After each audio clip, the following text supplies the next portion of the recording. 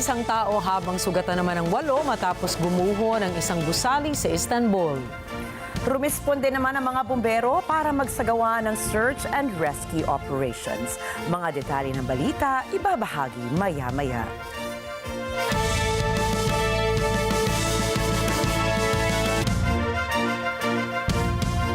Magandang gabi. Ako po si Ricky Matay. At ako si Nina Richie Alago Flores. Ito ang Mata ng Agila International para naman sa mga headlines ngayong Lunes ng gabi.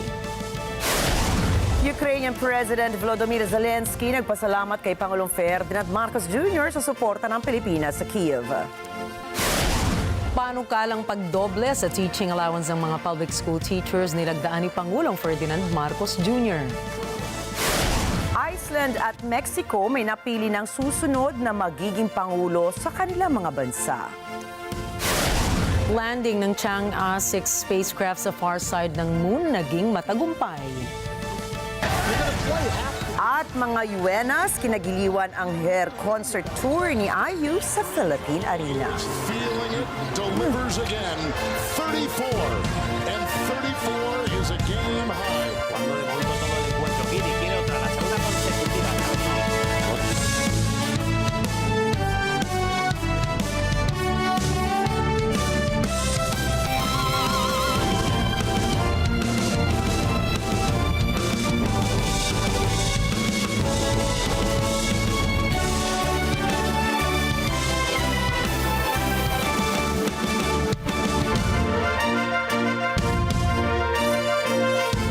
Naglabas ng babala at alert level ang PHIVOLCS ngayong gabi matapos sumabog ang bulkang Canlaon sa Negros Island. Patuloy naman ang pag-aalboroto nito kung saan ay naglalabas ito ng mahigit sa 5,000-meter plume. Kasunod ang pagtaas nito sa Alert Level 2 sa mga lugar sa paligid ng bulkan. Pinapayuhan rin ng mga otoridad ang publiko na lumayo sa mga lugar na maaaring bagsakan ng abo na mula sa bulkan. Samantala, kilala ang bulkang Canlaon bilang isa sa mga aktibong stratovolcano sa isla ng Negros.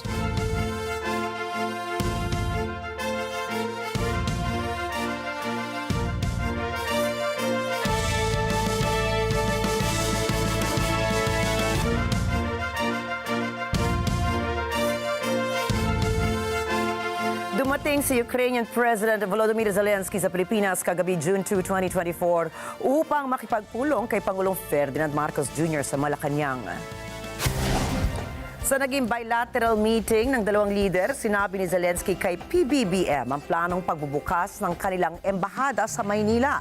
Ipinabot din ito ang pasasalamat niya sa Pangulo sa ipinakitang suporta sa Ukraine, gayon din ang mga tulong at donasyong ipinaabot sa gitna ng krisis na hinaharap ng Ukraine. Sa kabilang banda ay natuwa naman ang Pangulo sa naging pagbisita ni Zelensky kahit napakahigpit ng schedule nito. Dadalo ang Pilipinas sa Global Peace Summit sa Switzerland na gaganapin mula June 15 hanggang June 16. Ang pagbisita ni Ukrainian President ay kasunod ng kanyang pagdalo sa Shangri-La Dialogue sa Singapore kung saan inakusahan niya ang China sa pagtulong sa Russia sa pagsira sa isang peace summit na binalak para sa Switzerland. Pinuri ni U.S. Defense Secretary Lloyd Austin III ang mga pagsisikap ng Pilipinas na protektahan at ipagtanggol ang integridad ng teritoryo at soberanya nito at panindigan ng international law sa kabila ng mga hamon sa West Philippine Sea. Nagbigay ng kanyang komento ang Defense Secretary sa unang plenary session ng ika-21st na Shangri-La Dialogue na pinangasiwaan ng International Institute for Strategic Studies sa Singapore noong Sabado. Sa kanyang talumpati, binigyan diin ni Austin kung gaano kahalaga para sa mga bansa na tiyakin ang katatagan sa rehiyon at ang pangangailangan na sundin ang batas sa West Philippine Sea at iba pa. Pinuri rin niya si President Ferdinand Marcos Jr. dahil sa talumpati ng Pangulo sa Shangri-La Dialogue at ang pamumuno niya sa harap ng mga hamon sa geopolitics ng Asia. Ipinahayag din ni Austin ang kanyang optimism sa lakas ng mga bago at matagal ng mga alyansa tulad ng sa Pilipinas sa pagkamit ng isang free at open Indo-Pacific. So let me be clear. The United States can be secure only if Asia is secure. And that's why the United States has long maintained our presence in this region. And that's why we continue to make investments necessary to meet our commitments to our allies and partners.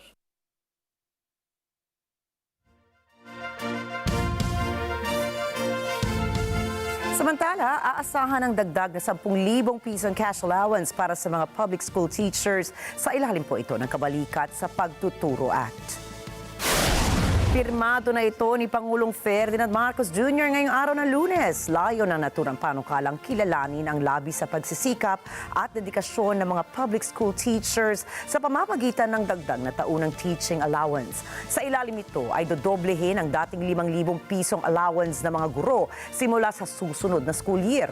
Noong taong 1988, tumatanggap lamang ng 100 pisong allowance sa mga guro hanggang sa umakyat na ito sa 5,000 piso noong taong 2021.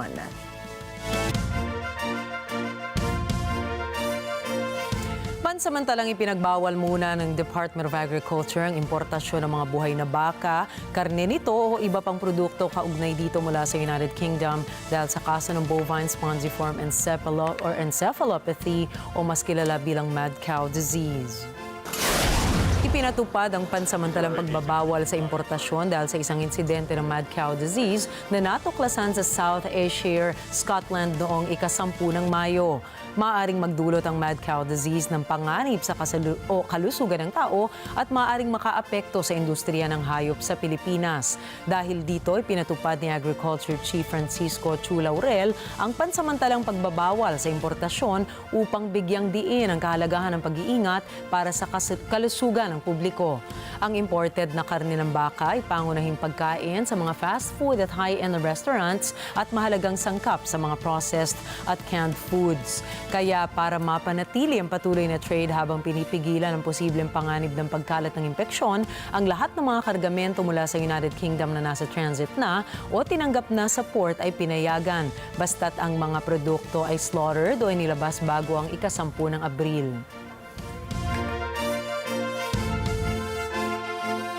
Ipinahayag ng Commission on Elections o COMELEC na dapat arestuhin at litisin ang sino mang nag-aalok para manipulahin ang halalan sa susunod na taon.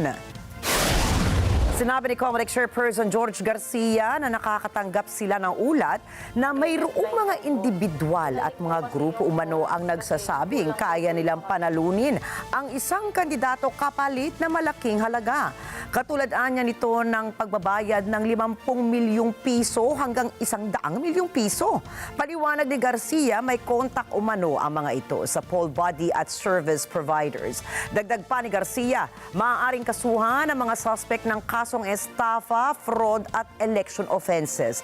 Karamihan umano sa mga naturang individual ay may operasyon sa Visayas at Mindanao. Nakipagtulungan na rin si Garcia sa National Bureau of Investigation hinggil dito para makontrol ang anumang illegal na gawain.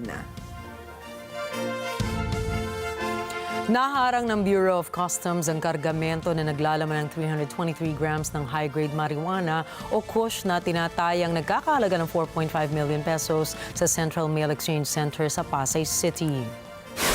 Sinabi ng ahensya ng nasabing parcel na may label bilang regalo ay nagmula sa Toronto, Canada at naka-address sa isang individual sa Quezon City. Sa pamamagitan ng masusing profiling at pagsusuri, natuklasan ng mga otoridad ang mga kontrabando na isinilid sa loob ng naturang package. Natukoy ang substance bilang kush marijuana sa isinagawang pagsusuri ng Customs Anti-Illegal Drug Task Force at Philippine Drug Enforcement Agency. Inimbestigahan na ngayon ang recipient at nahaharap sa legal repercussions dahil sa paglabag sa Comprehensive Dangerous Drugs Act of 2002 kaugnay ng Customs Modernization and Tariff Act. Ayon sa Metropolitan Manila Development Authority o MMDA, umabot na sa mahigit 100 vehicular accidents kada araw ang naitala sa Metro Manila sa taong ito. Sinabi ng MMDA na lubos na nakakaabala ang mga aksidente sa mga kalsada dahil sa dulot itong traffic congestion, lalo na kung hindi kaagad na iaalis ang mga sasakyang sangkot sa aksidente. Dagdag pa rito, kinakailangan pa rin hintayin ang pagdating ng mga pulis sa pinangyarihan ng aksidente para magsagawa ng investigasyon. At dahil po dito, nakipagpulong na si MMDA Acting Chairperson Romando Artes kay Deputy Insurance Commissioner Randy Serrano hinggil sa traffic management at gayon din sa pagpoproseso ng motor insurance claims. Bilang tugon sa nasabing issue, sinabi ni Serrano na mayroon na silang inilabas na Insurance Commission Memorandum hinggil sa Traffic Incident Investigation Report bilang alternatibo sa pagsusumite ng police report. Nakasaad dito ang mga mahahalagang impormasyon tungkol sa nangyaring aksidente o insidente. Ilan sa mga ito ay ang exact location ng aksidente, detalye o impormasyon ng mga individual na sangkot sa aksidente, mga witness, narrative description ng nasabing aksidente, mga litrato at iba pang detalye. Samantala, asahan na ang dagdag bawas sa presyo ng produktong petrolyo bukas, June 4. Ayon sa advisories ng mga oil industry firms, ibababa nila ng 90 sentimos ang presyo ng kada litro sa gasolina. 60 sentimos naman ang asahang magiging akyat sa presyo kada litro ng diesel, habang ang kerosene ay nasa 80 sentimos ang hike sa kada litro nito.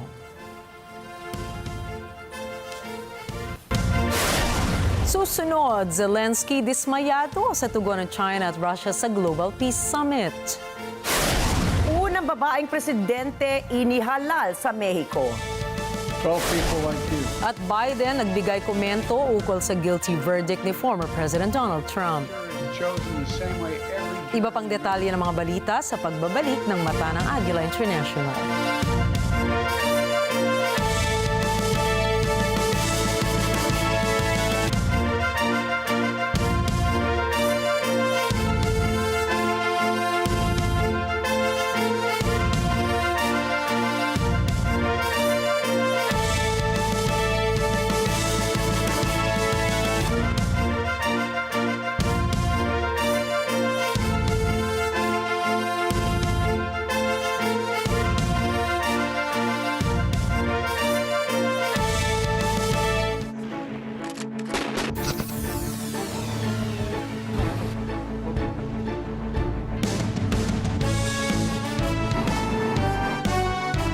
Haba-haba ang panahon na tiniis ng ating kababayan at lalong hindi naging madali ang ating nakaraan. Ngunit sa pagsapit ngayong araw, maaalala natin ang kalayaang pinaglaban natin noon. Ang Independence Day ng Pilipinas.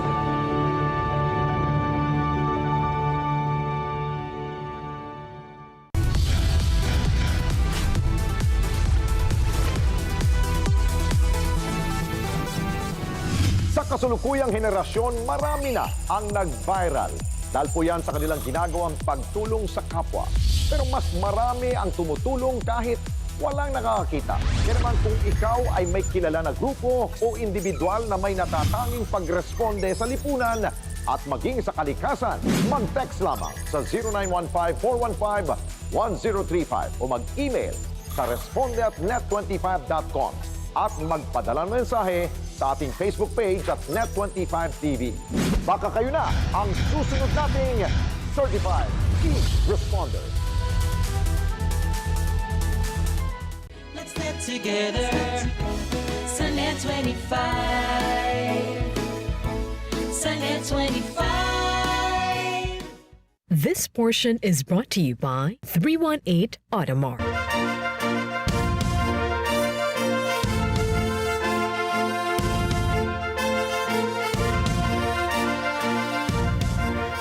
Makakarating ang 1.3 million pesos? Aba, malayo-layo rin ang pwedeng marating nito. Unless ito ang pondo para sa isang state of calamity. Matatangdaang naglabas ng gobyerno ng lagpas 1.3 million pesos na halaga ng humanitarian assistance at naghanda pa ng mahigit 600 million pesos sa standby and stockpile funds matapos magdeklara ng state of calamity ang dalawang distrito sa Quezon Province at maging ang Lucena City dahil sa pinsala ng bagyong Aghon sa mga naturang lugar. Sa iba't ibang mga kalamidad na tumatama sa Pilipinas, hindi maiiwasang may masasawi at mga ari-ariang napipinsala kung kaya't nagpatupad ng panukalang batas ukol dito ang ating gobyerno. Ayon sa Republic Act 10121, otherwise known as the Philippine Disaster Risk Reduction and Management Act of 2010, Section 2A, sinasabing, it shall be the policy of the state to uphold the people's constitutional rights to life and property by addressing the root causes of vulnerabilities to disasters, strengthening the country's institutional capacity for disaster risk reduction and management, and building the resilience of local communities to disasters, including climate change impacts. Layunin ng panukalang batas na itong maitaguyod ang karapatan ng mamamayang Pilipino sa buhay at sa ari-arian sa harap ng anumang sakuna. Isinusulong po ng naturang batas ang risk reduction kung kaya't nagdedeklara ang isang estado o ang Pangulo ng bansa ng state of calamity bilang tugon sa epekto ng mga kalamidad. Kailan nga ba maituturing na nasa state of calamity na ang isang lugar? Ayon po sa Section 3 ng RA 10121, ang state of calamity ay ang kalunos-lunos na kondisyon ng bansa dulot ng isang pangyayaring gawa ng kalikasan, kasama na po rito ang mga bagyo, lindol o di kaya ay gawa ng tao katulad ng gyera. Pwede rin magdeklara ng state of calamity batay sa bilang ng mga taong namatay o sa danyos o pinsalang dulot ng isang sakuna. Gayon din ang tindi ng pagkawasak ng mga ari-arian at mga infrastruktura. Alinsunod din sa naturang batas, maaaring magrekomenda ang National Disaster Risk Reduction and Management Council o NDRRMC sa Pangulo ng pagdedeklara ng National State of Calamity. Sa kabila nito, kung magdedeklara naman na ang presidente ng state of calamity, may mga kalinsabay na epekto po ito sa bansa. Nagkakaroon ng tinatawag na price freeze kung saan hindi pwedeng galawin ang presyo ng mga bilihin sa loob ng 90 araw. Magkakaroon din ng tinatawag na price ceiling o hangganan ng pagtaas ng presyo ng mga bilihin. May karapatan din po ang lokal na pamahalaang kontrolin ang hindi makatarungang pagtaas ng presyo ng mga bilihin. Papayagan din ang pag-alis ng interes sa mga pautang. Samantala, ang gobyerno naman ay mamamahagi ng calamity funds o pondo para sa mga hindi inaasahang gastusin bunsod ng sakuna. Ayon po yan sa RA 7160. Pinahihintulutan naman ng pagtanggap ng mga donasyon katulad ng pagkain, damit, gamot at iba pang mga mahalagang gamit para pagtugon sa sakuna. Ang NDRRMC naman ang siyang tatanggap nito sa ipapa-approve sa Pangulo.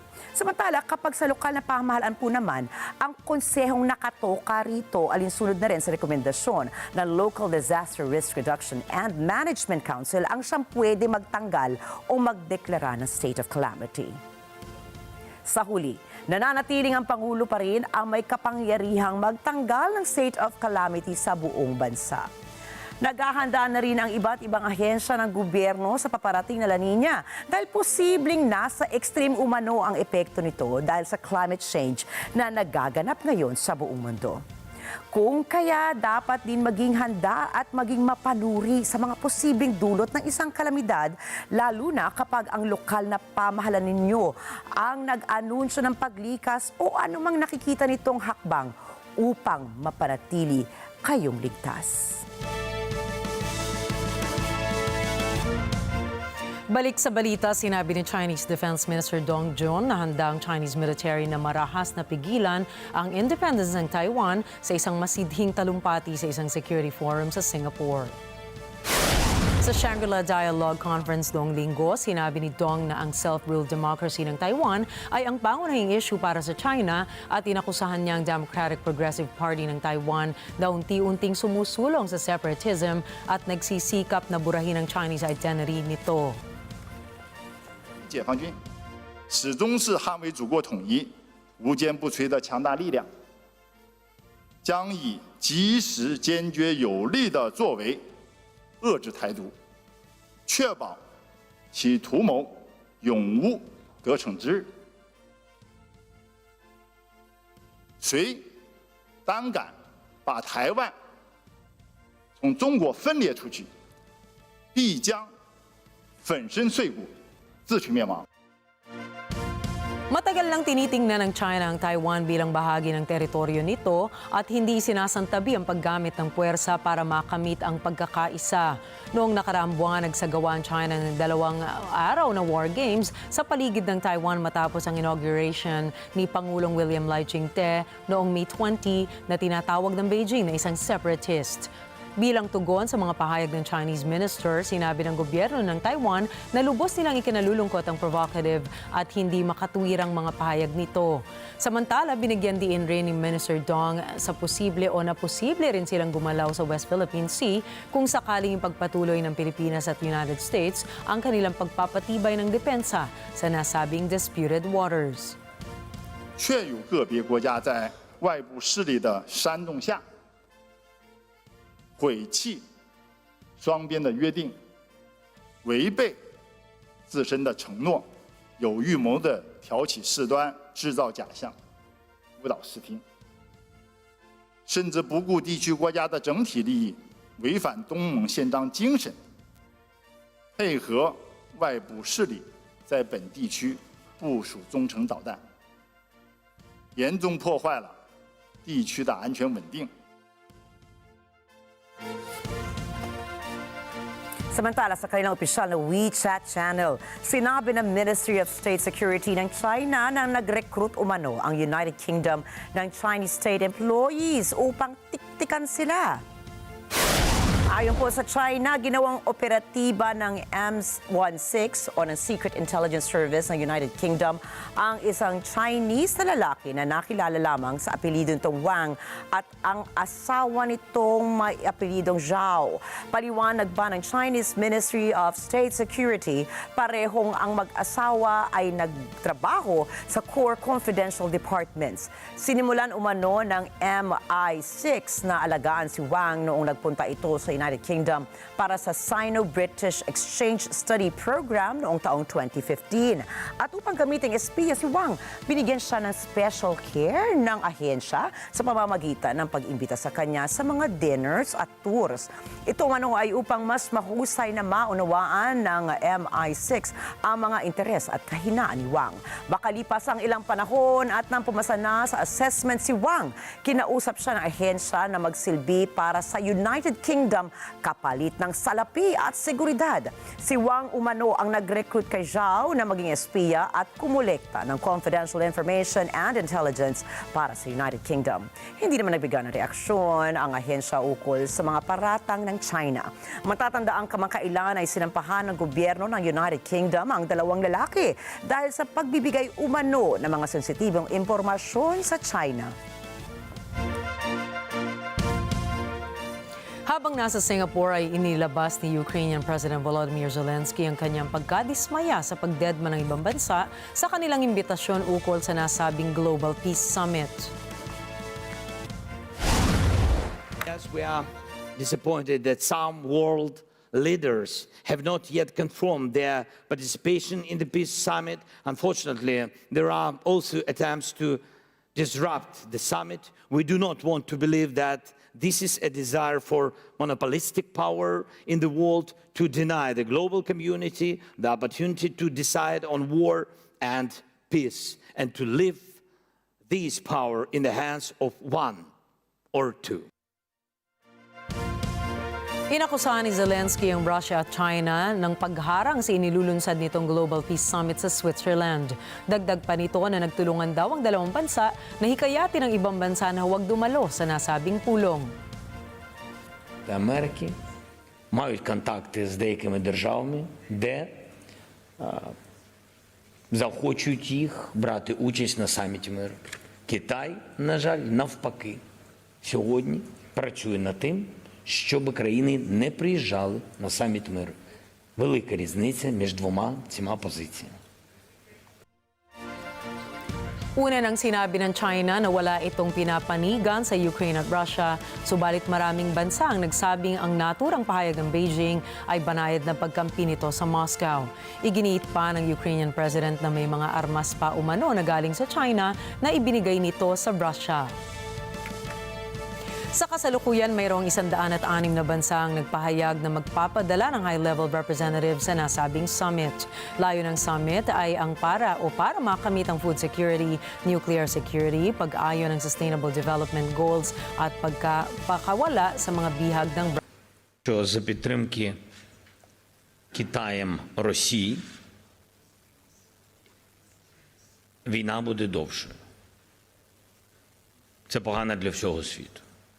І для політики Китаю, який говорить про те, що поважає територіальну цілісність і суверенітет, що це головні принципи. І декларується офіційно. Для них це також, я вважаю, не дуже добре. Нам потрібна підтримка азійських країн. Дуже потрібна ця підтримка. Ми поважаємо кожен голос, кожну територію, кожну з країн вашого регіону. Ми хочемо, щоб Азія знала, що відбувається в Україні, щоб Азія підтримувала закінчення війни, щоб азійські лідери були на саміті миру.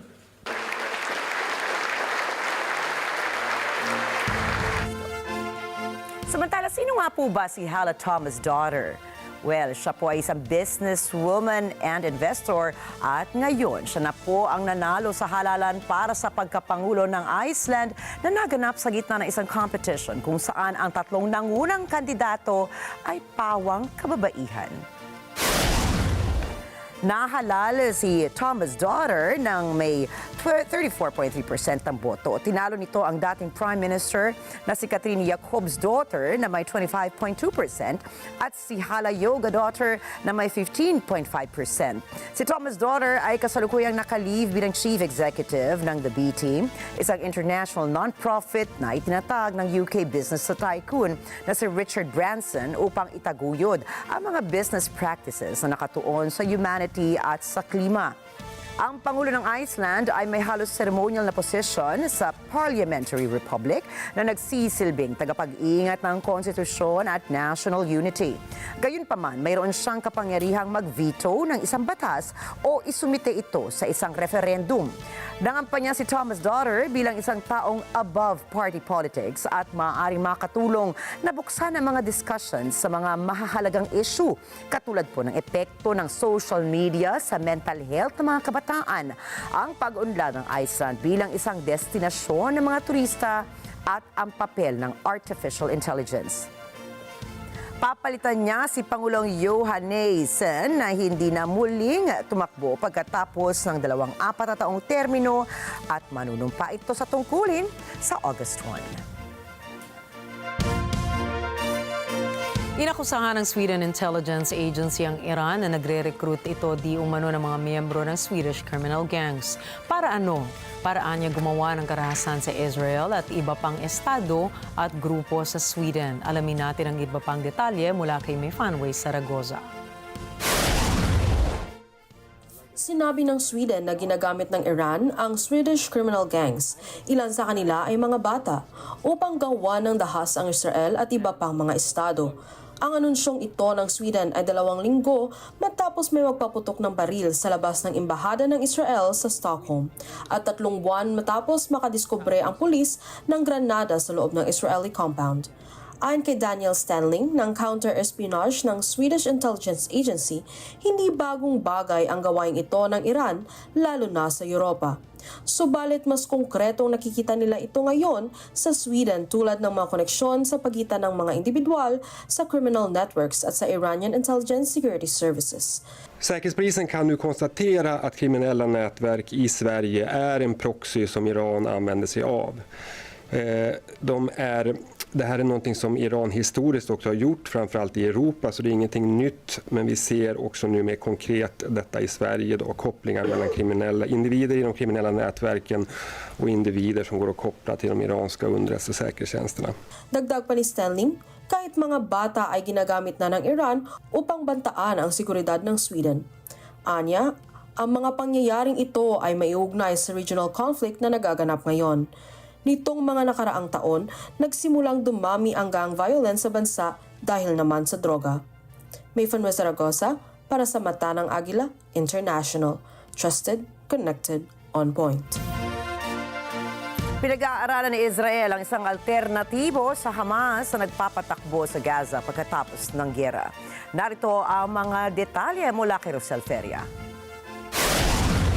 Ipinahayag ni Israeli Defense Minister Yoav Gallant na habang isinasagawa nila ang aksyong militar sa Gaza, pinag-aaralan din nila ang isang alternatibong gobyerno kapalit ng Hamas na siyang mamumuno sa Gaza. Anya, ang alternatibong gobyernong ito ay dapat banta sa militanteng grupo. במקביל לפעולה הצבאית החשובה הזאת, מערכת הביטחון תחת הנחייתי מכינה את החלופה השלטונית לחמאס, כאשר אנחנו נבודד אזורים, נוציא מתוכם את אנשי החמאס ונכניס אליהם כוחות אחרים אשר יאפשרו שלטון אחר שגם מאיים על החמאס. Dagdag pa ni Gallant, ang pagsabayin ng aksyong militar at paghahanap ng alternatibong gobyerno ay daan upang makamit ang layunin ng Israel sa giyera, ang buwagin ng Hamas at mapakawalan ang hostages. Naninindigan si Gallant na kailanman ay hindi nila matatanggap na mamuno ang Hamas sa Gaza. שתי הפעולות האלה, מצד אחד פעולה צבאית ומהצד השני יכולת של החלפת שלטון, יביאו להשגת שתי המטרות החשובות שלנו במלחמה הזאת, מיטוט שלטון החמאס וכוחו הצבאי והחזרת החטופים. בכל שלב, בכל תהליך סיום של המלחמה, לא נקבל את שלטון החמאס כשלטון בעזה. Noong linggo, binombang muli ng Israel ang Gaza Strip habang nananawagan ang mediators na magkasundo na ang dalawang partido sa isang truce at hostage release deal. Ang deal na ito ay binalangkas ni US President Joe Biden.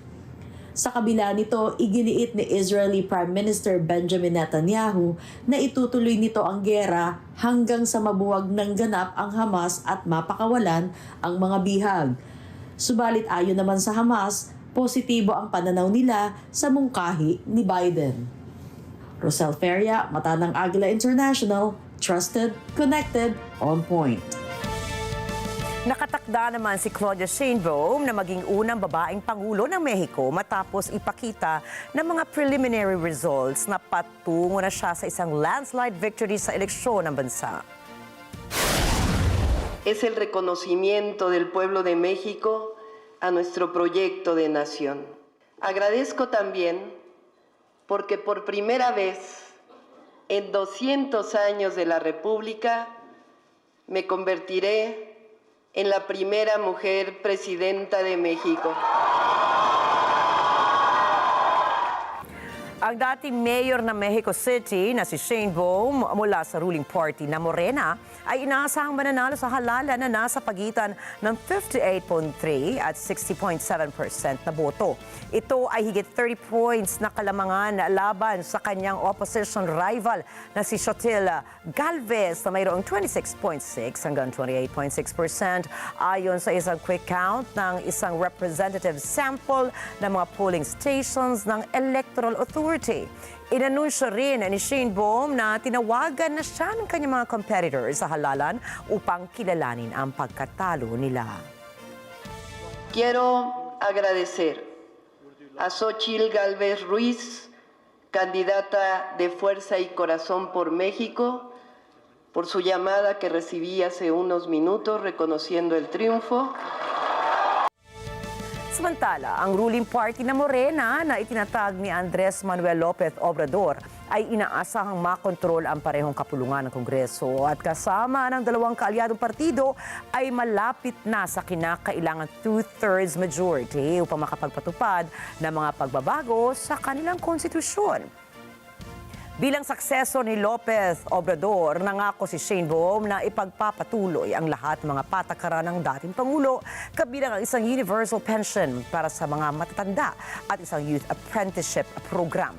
Suportado rin niya ang pagpapalawak ng kapangyarihan ng militar at mga kontrobersyal na panukala katulad ng mga popular elections para sa mga Supreme Court judges at mga direktor ng Electoral Institute. Vamos a ampliar el acceso a los derechos del pueblo de México, a la educación, a la salud, a la vivienda, a la cultura, es decir, a seguir construyendo un verdadero estado de bienestar. Es decir, nuestra política de seguridad y justicia será de atención a las causas y de cero impunidad.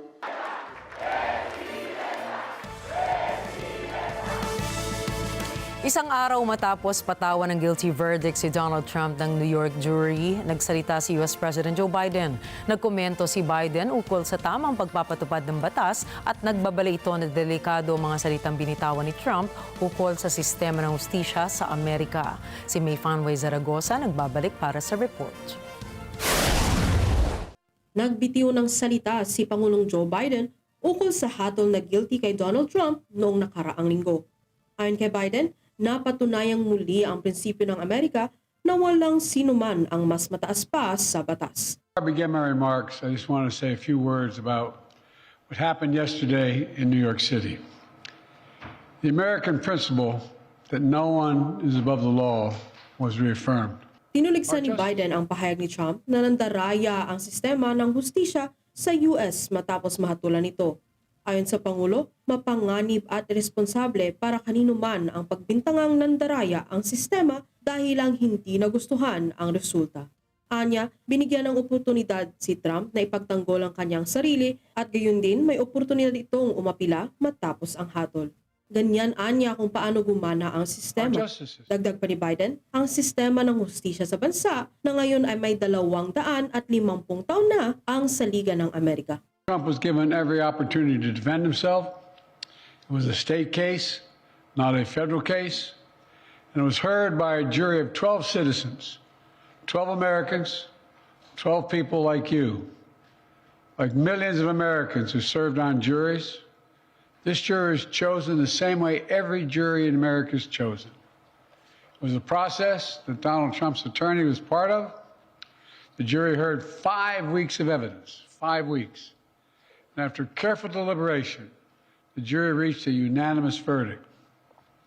They found Donald Trump guilty on all 34 felony counts. Now he'll be given the opportunity, as he should, to appeal that decision just like everyone else has that opportunity. That's how the American system of justice works. And it's reckless, it's dangerous, it's irresponsible for anyone to say this was rigged just because they don't like the verdict. Our justice system has endured for nearly 250 years, and it literally is the cornerstone of America. May Fanway Zaragoza para sa Mata ng Agila International. Trusted, connected, on point. Susunod, space mission ng China matagumpay na nakarating sa buwan. French striker Kylian Mbappe pumirma na para sa Real Madrid. And Jungkook maglalabas ng bagong kanta. Mga detalye ng mga balita sa pagbabalik na Mata ng Agila International.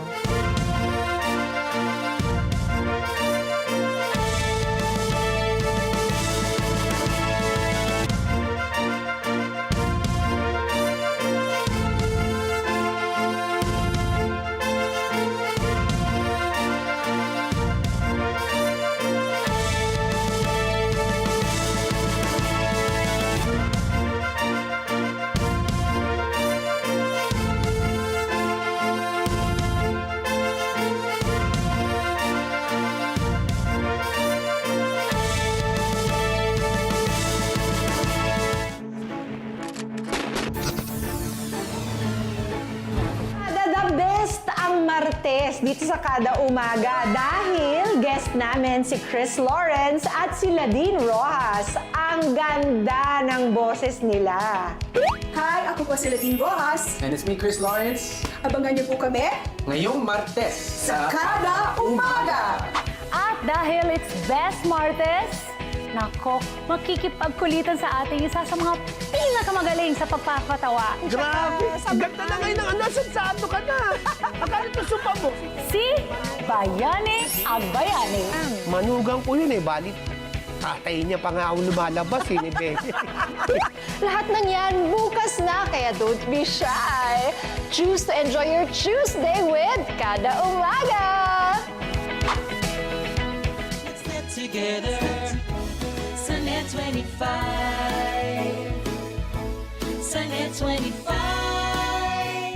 Mga kabarangay! Tuloy-tuloy ang pagpasyal namin sa inyong mga barangay at pagkatok sa inyong mga pintuan. Ngayong linggo, pupunta tayo, ha? Ito, Lunes, Barangay Panama, San Mateo, Rizal. Martes, Barangay Ampit 1, San Mateo, Rizal. Yempre, Miyerkules, Barangay 576, Zone 56, Sampaloc, Manila.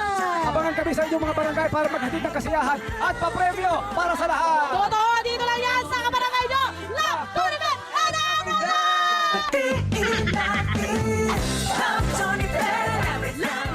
Let's get together. Sa Net 25. Sa Net 25.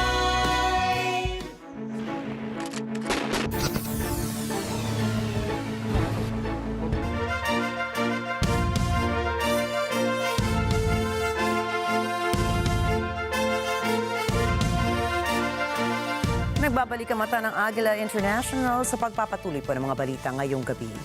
Niyanig ng malakas na magnitude 5.9 ang Central Japan dakong 6:30 a.m. ayon sa ulat ng Japan Meteorological Agency o JMA. Tumama ang lindol sa Noto Peninsula, lugar din na dating sinilanta ng malakas na pagyanig ng lupa noong January 1 na kung saan ay marami ang nasawi. Ayon sa lokal na ulat, wala namang inisyal na report tungkol sa naging pinsala ng lindol. Subalit nakararanas pa rin ang lugar ng maliliit na paglindol. Hindi naman itinaas ang tsunami warning sa naturang lugar. Sinuspindi naman ang operasyon ng Kashiwazaki Kariwa nuclear plant sa rehiyon para alamin kung may kasiraan na ang planta. Patay naman ang isang tao habang sugatan ang 8 matapos gumuho ang isang 5-story building sa Istanbul. Rumisponde ang mga bumbero para magsagawa ng search and rescue operations. Ayon kay Istanbul Governor Davut Gül, taong 1988 nang itinayo ang gusali. Inaalam pa rin ng mga investigador ang sanhi ng pagguho ng nasabing gusali. Wala nang napaulat na pagsabog o pagyanig ng lupa sa lugar bago ang naturang insidente. Nagpalipad muli ng mga lobong nilamna ng basura ang North Korea sa gawin ng South Korea. Ito ay ayon sa militar ng South. Kabilang sa basurang laman ng mga lobo ay upos ng sigarilyo, karton at plastik. Ang karagdagang detalye mula kay Anna Cui. Tinawag na irrational at low class ng South Korea ang pinakahuling panunukso ng North Korea, ang pagpapalipad ng mga lobong may lamang basura. Subalit ito ay hindi paglabag sa anumang UN sanctions sa rehime ni Kim Jong-un. Nagbabala ang Seoul ng matinding pagtugon kung hindi titigilan ng North ang pagpapalutang ng mga lobong ito.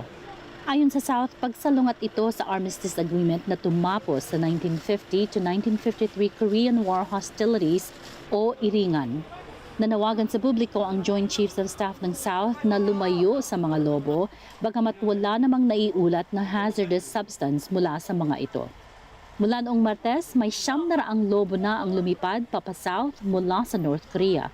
Noong linggo, namataan ng 600 lobo na lumilipad papa-south, 20 hanggat 50 lobo kada oras. Bumagsak ang mga lobo sa mga probinsya sa hilagang bahagi ng South Korea, kasama na ang Seoul at Gyeonggi. Halos kalahati ng populasyon ng South Korea ay nakatira sa dalawang probinsyang ito. Anna Cui, mata ng Agila International, Trusted Connected, on point.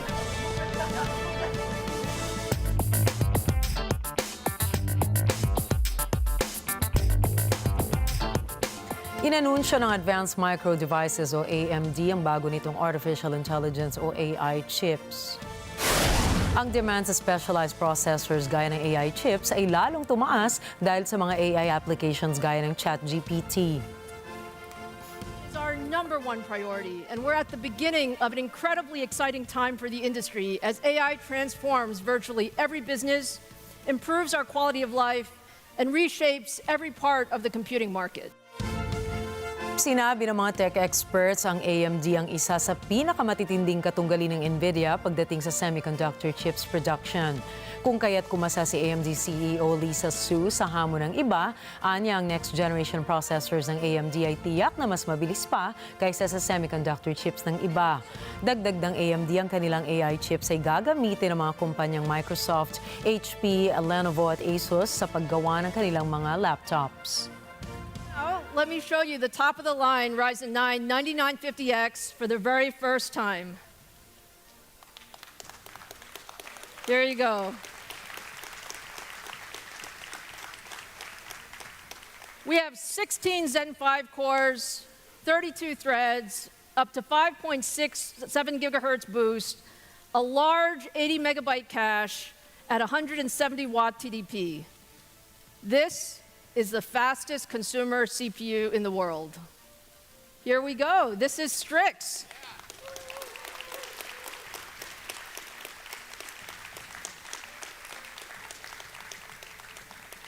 Strix is our next generation processor for ultra-thin and premium notebooks, and it combines our new Zen 5 CPU, faster RDNA 3.5 graphics, and the new XDNA 2 NPU. So please take a look at Turin for the very first time. Turin features 192 cores and 384 threads, and has 13 different chiplets built in 3 and 6 nanometer process technology.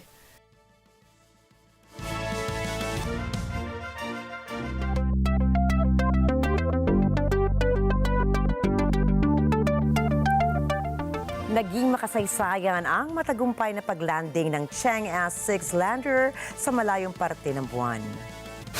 Ayon sa China National Space Administration, nag-touchdown ang landing module nito dakong 6:23 a.m. sa tinatawag na South Pole Aitken Basin ng Moon.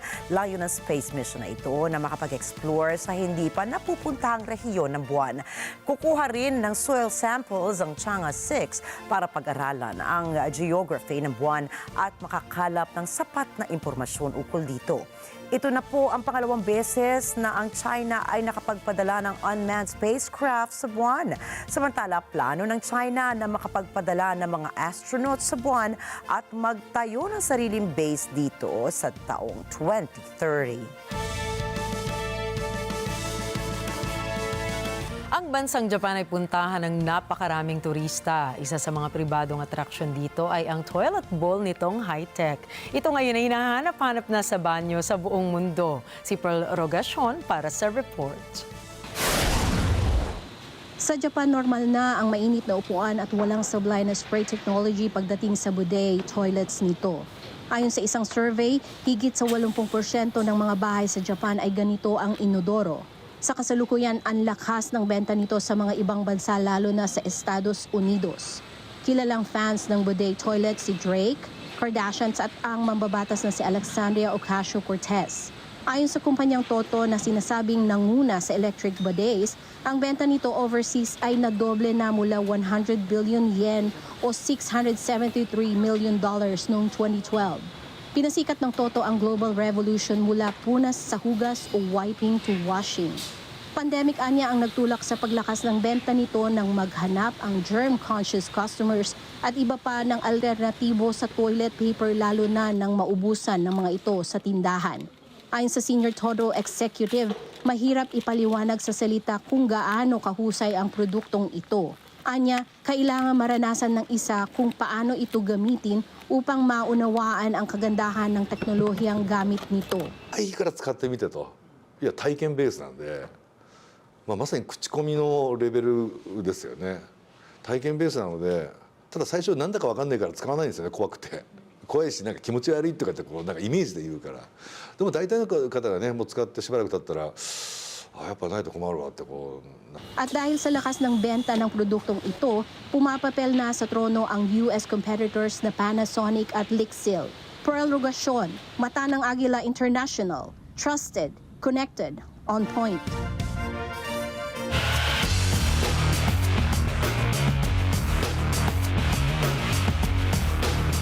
Pumirma na ng kontrata si Kylian Mbappé sa ilalim ng Real Madrid sa isang free transfer matapos ang kanyang kontrata sa Paris Saint-Germain sa June 30.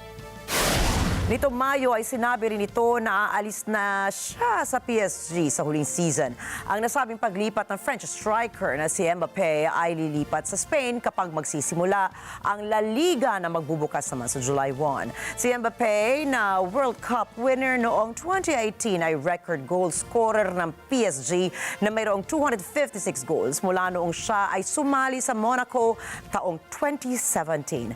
Habang mataas naman ang moral ng Real Madrid na tanggapin ang former Copa champion dahil pinahaba pa ng Real Madrid sa 15 ang record Champions League titles nito. Sasamahan ni Kylian Mbappé si Dani Carvajal, Luka Modric, Toni Kroos at Vinicius Jr.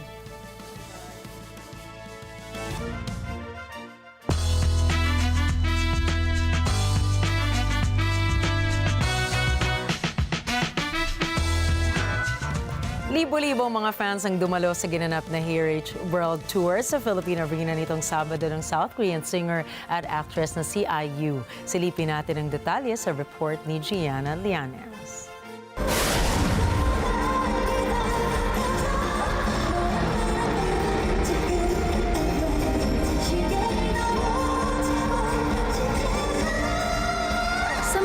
Pagbabalik ni IU sa Pilipinas ay kanya-kanyang paandar sa outfit, banners at props ang mga Filipino yuenas. Dagdag pa nila ay nais nilang sulitin ang matagal na paghihintay at hirap na kanilang pinagdaanan para makakuha ng tiket sa concert. Panalo naman sa saya at tuwa ang buong oras ng concert na nahahati sa 5 bahagi na hypnotic, energetic, romantic, ecstatic at heroic. Nasurpresa rin ang lahat matapos niyang kantahin ang Filipino song na Pasilyo ng Sunkissed Lola. Bukod rito, ay kapansin-pansin rin ang 6 sa iconic outfit niya habang game na game ang lahat na makising-along sa kanyang mga kanta. Pinapili rin ni IU ang kanyang mga fans sa huling bahagi ng concert na mamili sa kanyang 5 huling encore songs. Ilan sa mga isinigaw ng mga fans ay ang mga kantang Someday, Give You My Heart, My Sea, Lilac, Strawberry Moon at Palette. Samantala, sa pagtatapos ng show ay binigyan ni IU ng 300 points ang Filipino fans at tinawag pa niyang Best Audience Ever. Gianna Lianes para sa mata ng Agila International. Trusted, connected, on point. At balitang K-pop pa rin po, sinurpresa ng BTS star na si Jungkook ang kanyang fans matapos niyang i-anunsyo ang bago niyang kanta entitled Never Let Go. Inaabangan na ngayon ito ng mga ARMY na inaasahang ilalabas sa June 7. Ayon sa Hybe Entertainment, ang song track na Never Let Go ay kanta para sa mga ARMY na may mensaheng walang bibitaw hanggang sa huli. Matatandaang noong 2023 pa nang huli maglabas ng solo music na Golden si Jungkook kung saan nasungkit nito ang 2nd pwesto sa Billboard 200 Albums chart. Samantala, patuloy naman ang ginagawang military service ng mga miyembro ng BTS habang si Jin ay inaasahang makalalabas sa mga susunod na araw. Inilabas na ang ika-4 na taunang Time 100 kung saan tampok ang listahan ng pinakamaimpluwensyang mga kumpanya sa buong mundo. Bumida ngayong taon sa magazine cover na inilabas ng Time 100 ang sikat na American singer at CEO ng Rare Beauty na si Selena Gomez. Kilala ang Rare Beauty Company ni Selena bilang isang beauty brand na nagbibigay ng pagtitiwala sa halaga ng kagandahan kahit pa man may pagkakaiba-iba. Kabilang rin sa listahan ang artificial intelligence company na OpenAI na naging dominante gamit ang virtual assistant na ChatGPT. Kasunod nito ang Women's National Basketball Association o WNBA na nagtala ng 2.45 million views at patuloy pang humahakot ng mas mataas na views. Samantala, ayon naman sa Time Editor-in-Chief na si Sam Jacobs, ang pagpili nila sa mga kumpanya ay nakatuon sa malaking tulong na maibibigay nito sa lipunan.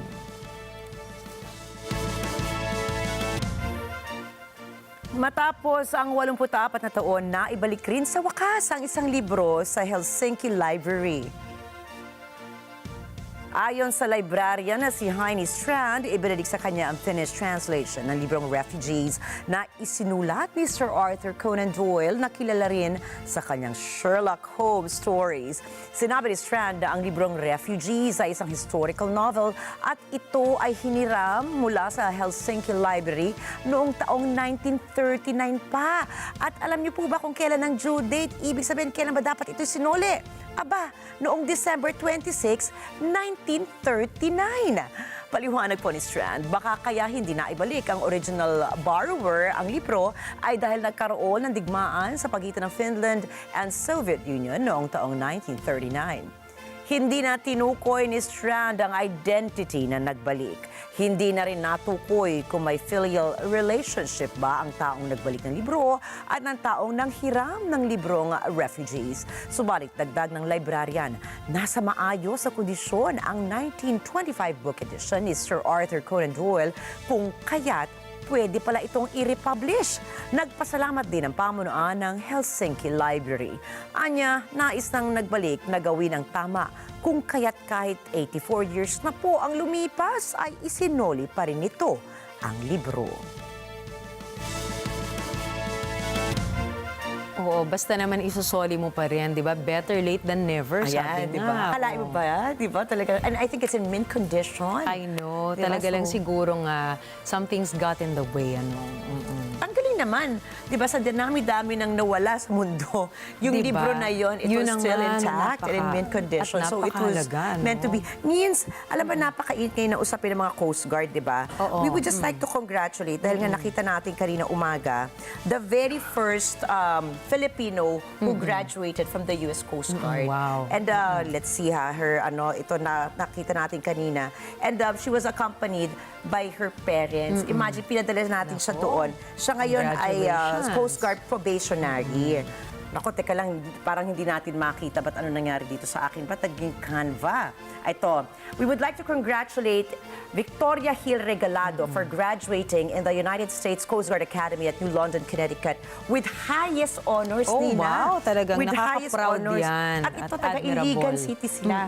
Oh, So, wow. she graduated as magna cum laude. Oh, wow. And she was the very first Filipina to even graduate with honors. So, congratulations po. At syempre, di ba, sa dami na nangyayari ngayon sa mundo, lalo na sa West Philippine totoo. Sea, we really, saludo po kami. Kailangan natin ng marami pang ganyan, ano, di ba? Oo, saludo po kami sa inyo. So, pagpatuloy po natin ang pakikipaglaban para sa ating bayan. Tama. Congratulations din. Congratulations. At tandaan na mula Lunes hanggang Biyernes, narito kami para maghatid ng balita sa amang dako ng mundo.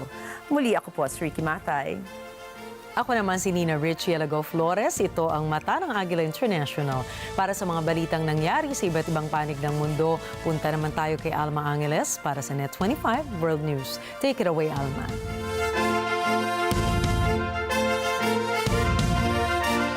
Thank you, Nina and Ricky. I'm Alma Angeles and you're watching Net 25 World News. On tonight's headlines. Claudia Sheinbaum secures a historic victory as Mexico's first female president, triumphing by a significant margin amidst the backdrop of widespread criminality and gender-based violence in the nation. President Zelensky, during his Philippine visit, advocates for President Marcos's participation in a peace summit, elucidating his stance in an interview conducted at Malacanang. China rebuffs allegations from Ukrainian President Volodymyr Zelensky, refuting claims of interference aimed at impeding other nations' attendance at an upcoming peace summit addressing the Ukrainian conflict. And AMD launches new AI chips, expanding onto data centers and laptops, ramping up rivalry with NVIDIA. Meanwhile, NVIDIA CEO Jensen Huang predicts a future with widespread production of self-driving cars and humanoid robots during a tech conference in Taiwan.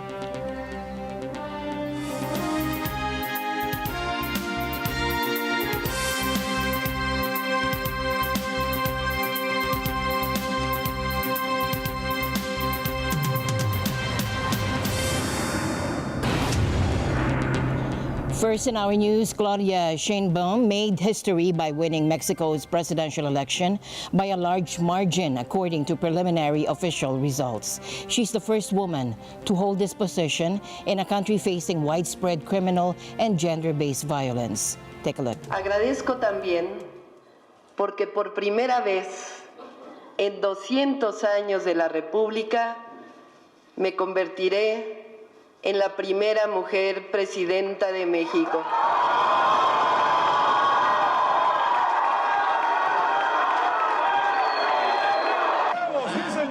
Supporters gathered in Mexico City's main square to celebrate her victory, with the 61-year-old former Mexico City mayor winning around 58 to 60% of the votes, as announced by the National Electoral Institute.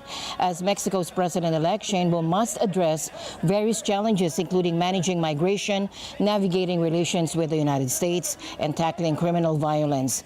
Additionally, she needs to secure funding for direct and programs benefiting 25 million young, elderly, and disabled Mexicans, as well as implement reforms. Despite economic growth and political stability, criminal violence continues to drive many Mexicans to seek asylum in the U.S. Last year, almost a third of the nearly 2.5 million migrants intercepted at the southern U.S. border were Mexicans. The relationship between Mexico and the U.S. is complex, with pressure from Washington to address drug and migrant flows, and this dynamic could become more challenging if Donald Trump returns to the White House, according to experts. And here's an update on an earthquake in Japan. A strong earthquake measuring 5.9 on the Richter scale struck central Japan early Monday morning. And this area was previously hit by a devastating tremor in January. Thankfully, there's no tsunami threat this time, according to the Japan Meteorological Agency. The shallow quake struck the Noto Peninsula at around 6:31 a.m. local time, causing 3 houses to collapse. And thankfully, no deaths or injuries have been reported by the Fire and Disaster Management Agency. Public broadcaster NHK showed images of significant damage, including a house with walls knocked askew and a collapsed roof. Authorities report no abnormalities at nearby nuclear power plants. However, the JMA warns of potential landslides and falling rocks in the region, especially after rain or further tremors. The earthquake triggered smartphone alerts and was followed by several aftershocks.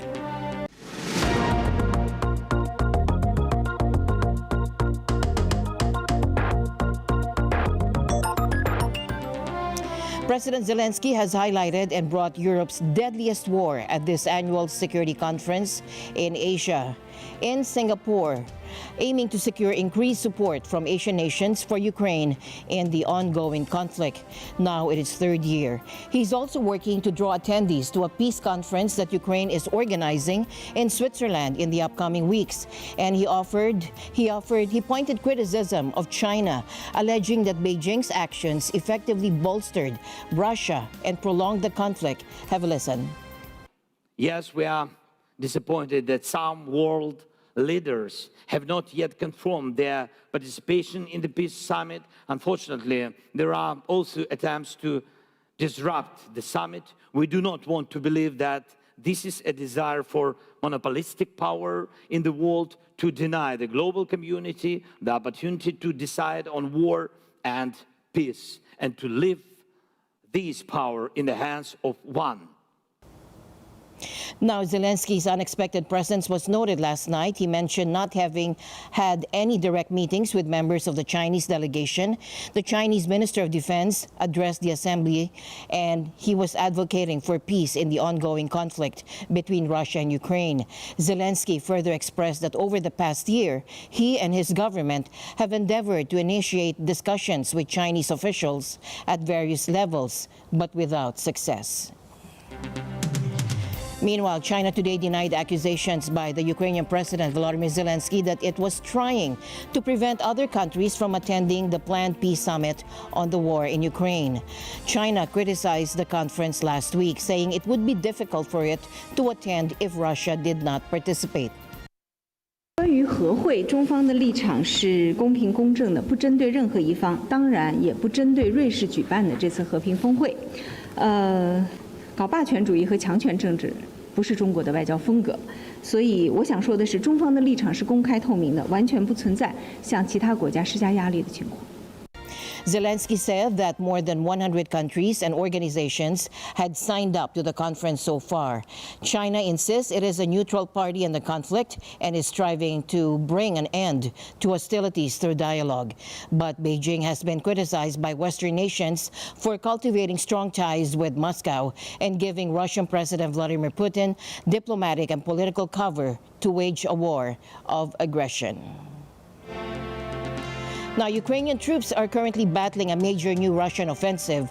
Meanwhile, Ukraine's president visited Singapore for the Shangri-La Dialogue, a key meeting of defense ministers, and following this, he traveled to the Philippines to meet President Marcos, aiming to garner international support from new regions. Let's listen in. Not last, thank you for this invitation, and we are very thankful to be in your country and which supports Ukraine, our territorial integrity and sovereignty. Thank you so much for your big word and clear position about us, about this Russian occupation of our territories, and thank you on your support on the in UN nations with your resolutions. Mr. President, I'm happy to hear today from you that you participate our peace steps to the peace. That's the real thing, what really want our people, just to bring peace to our homes. Yes, and thank you for participation of Peace Summit. That's very strong signal. And so we will continue to do all that we can to promote peace and to bring an end to the fighting. Yes. And I'm also very happy that this year we will open embassy in Manila. That's very good decision. That's certainly very good news, because we would very much like to continue to help in any way that the Philippines can. On the South China Sea, which China claims almost entirely and where it has been involved in confrontations with Philippine vessels, the Chinese Minister Dong Jun warned of limits to Beijing's restraint. I know you have followed closely the South China Sea issue.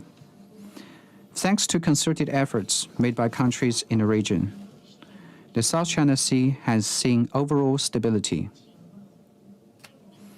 However, a certain country, emboldened by outside powers, have broken bilateral agreements and its own promises, made premeditated provocations, and created false scenario to mislead the public. Speaking at a security forum in Singapore, Minister Dong Jun's remarks were a pointed reference to the Philippines and the U.S. The two nations have been strengthening their defense ties in response to China's growing military influence. In April, the U.S. Army announced the deployment of a mid-range capability missile system in the northern Philippines. This system, which includes the Standard Missile 6 or SM-6 on the Tomahawk land attack missile, was part of the annual joint exercises. Moreover, it has ignored the overall interests of our region and violated the ASEAN Charter by allowing an outside country to deploy a mid-range missile system. This act will endanger the security and stability of our region, and it will eventually backfire. I'm sure that the international community is clear-eyed about this. China has exercised a great restraint in the face of such infringements and provocations. But there is a limit to our restraint. We hope this country could see where its true interests lie, return to the right track of dialogue and consultation, and work with other countries in the region to make the South China Sea a sea of peace, friendship, and cooperation. This year's Shangri-La Dialogue comes a week after China held military drills around self-ruled Taiwan and warned of war over the U.S.-backed island following the inauguration of President Chai of President Lai Ching-te, who Beijing has described as a dangerous separatist. The Chinese People's Liberation Army will remain a strong force for upholding national reunification. we will take resolute actions to curb Taiwan independence and make sure such a plot never succeed. Anyone who dares to separate Taiwan from China will only end up in self-destruction. The Minister for Defense, Ng Han, firmly stated that the world cannot afford a conflict in Asia and it must be avoided at all costs. He emphasized that preempting such conflicts will be achieved through active engagement in multilateral forums and the use of diplomatic solutions. If there is any salient epiphany against this backdrop, it must be not here in Asia. We must avoid a physical conflict in Asia, because we can all agree that neither Asia nor the world can withstand the third geopolitical shock. Dr. Ng highlighted the important role of defense establishments in strengthening the regional security architecture. In this region, ASEAN plays a key role by upholding itself and the partners to the ASEAN Charter. In defense, the Asian Defense Ministers Meeting expert working groups exist to promote military-to-military cooperation for the 18 nations. To date, more than 20 large-scale exercises have been conducted, and it is noteworthy that this is the only platform where both US and China militaries participate. Addressing questions from reporters on the third and final day of the Shangri-La Dialogue Asia's Top Defense Summit, Dr. Ng said he hopes such forums will continue to encourage both the U.S. and China. Canlaon volcano erupted at 6:15 p.m. today, producing a 5,000-meter plume. That is according to FIVOX. And FIVOX raised the alert level to 1 for Canlaon volcano. Canlaon straddles the provinces of Negros Occidental and Negros Oriental. And we'll be back with more news right after this break. Stay tuned. It's MJ Lastimosa. Nasa lahi po talaga. Nasa lahi. Are you related to the Kag merienda time na.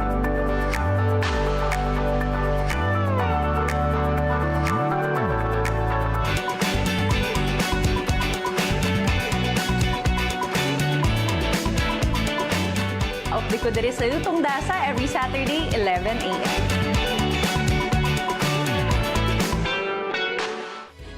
Together, Sunday 25, Sunday 25. Kinikilalang pinakamagandang isla sa buong Asia. Marami nagsasabi na once you've experienced Siargao, you don't leave. Sakay ng aming motor, kami ay aandar patungong surfing capital of the Philippines, Siargao Island. 11 araw na biyahe, kakaibang adventure sa motorsiklo. Madaraanan namin ang mga dinarayong destinasyon mula Luzon hanggang Mindanao. Can you imagine, 13 to 15 hours kami on the road. Alas kami na madaling araw, dadating kami sa hotel gabi na. Isasama namin kayo sa bawat rides para ipakita ang ganda ng Pilipinas. This is Motorcycle Republic. Let's get together, Sunday 25, Sunday 25.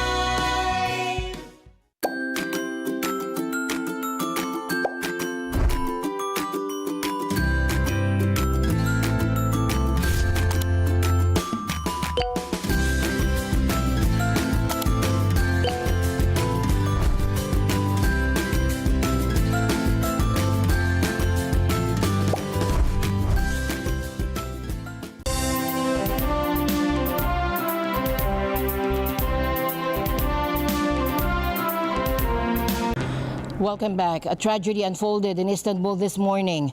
A 5-story apartment building collapsed shortly after 9 o'clock. At least 1 person has been killed and 8 others injured. Rescue efforts are currently underway. Thomas I. Likeness reports. A camera on a bus captured this dramatic CCTV footage of the tragedy. This is the view the driver had. People waiting at a nearby bus stop narrowly escaped injury from the falling debris.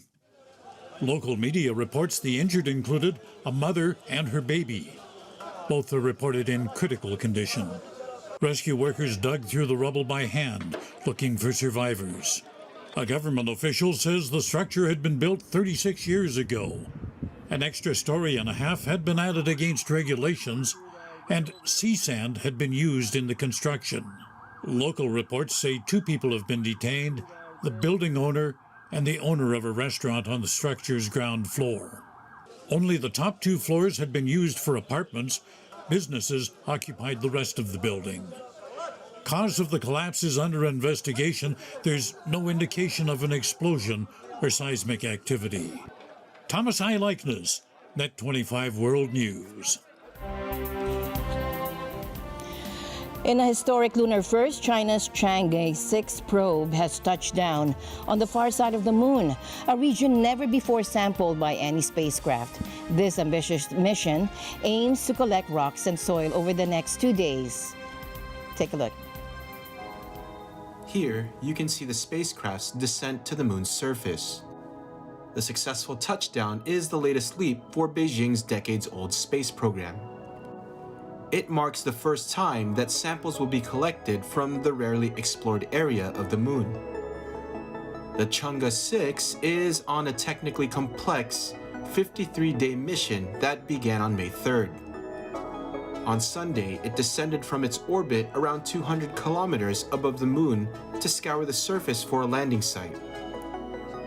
Now that the probe has landed, it will attempt to scoop up lunar soil and rocks and carry out other experiments in the landing zone. The Xinhua news agency says the process should be complete within 2 days. Then it will attempt an unprecedented launch from the side of the moon that always faces away from Earth.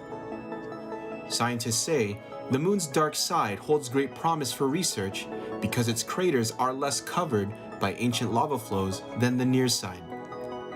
Material collected from the dark side may better shed light on how the moon formed in the first place. Julian Bukayan, Net 25 World News. And AMD today announced its new artificial intelligence chips for everything, from cutting-edge data centers to advanced laptops, ramping up its challenge to the runaway market leader, NVIDIA. So now, let me show you the top-of-the-line Ryzen 9 9950X for the very first time. There you go. We have 16 Zen 5 cores, 32 threads, up to 5.67 gigahertz boost, a large 80 megabyte cache at 170 watt TDP. This is the fastest consumer CPU in the world. Here we go. This is Strix.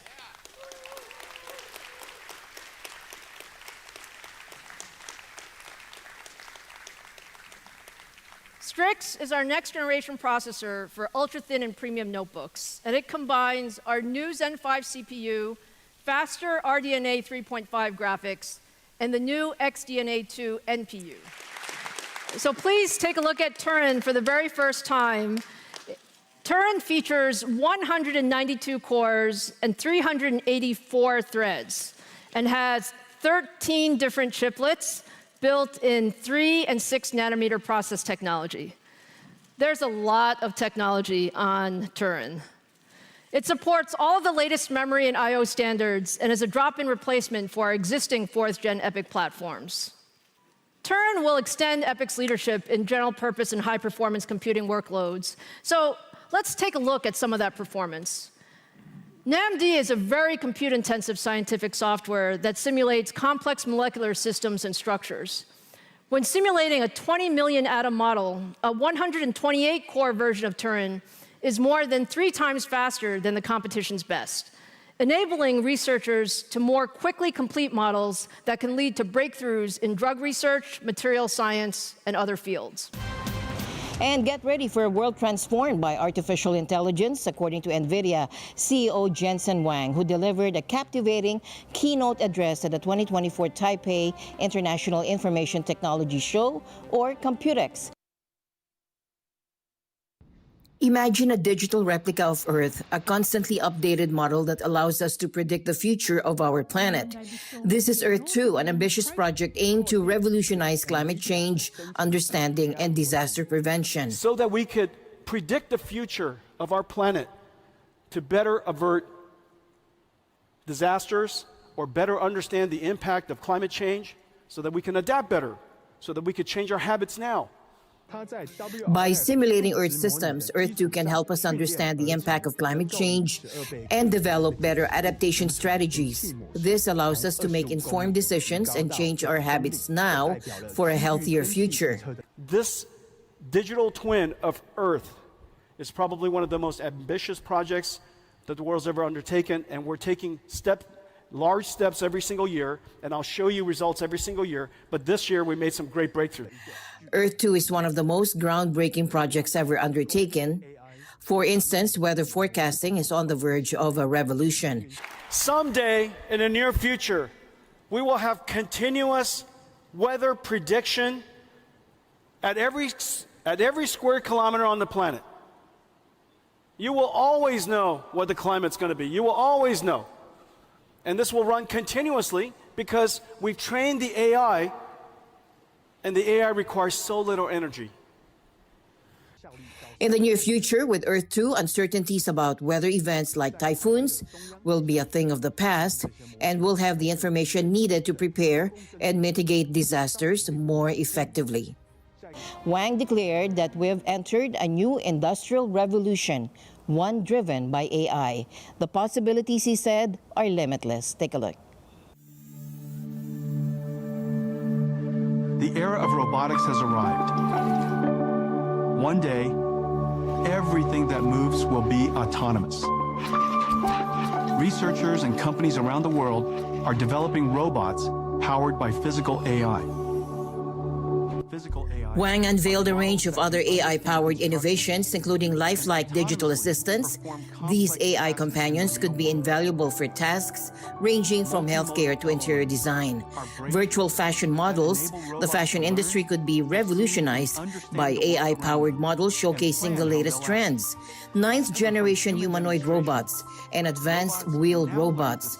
These machines blur the lines between human and machine, potentially playing a role in environmental monitoring and disaster response. I'm really excited about this area because obviously the easiest robot to adapt into the world are humanoid robots because we built the world for us.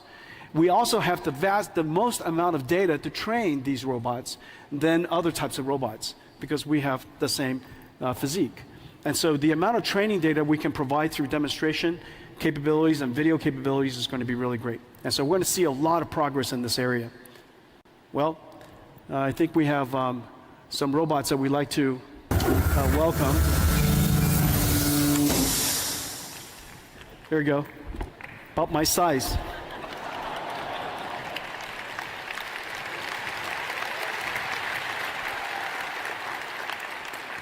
And we have some friends to join us.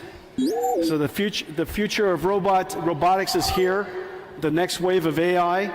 He claims NVIDIA and its Taiwanese partners, like TSMC, have spent years developing these technologies. And of course, you know, Taiwan builds computers with keyboards. You build computers for your pocket.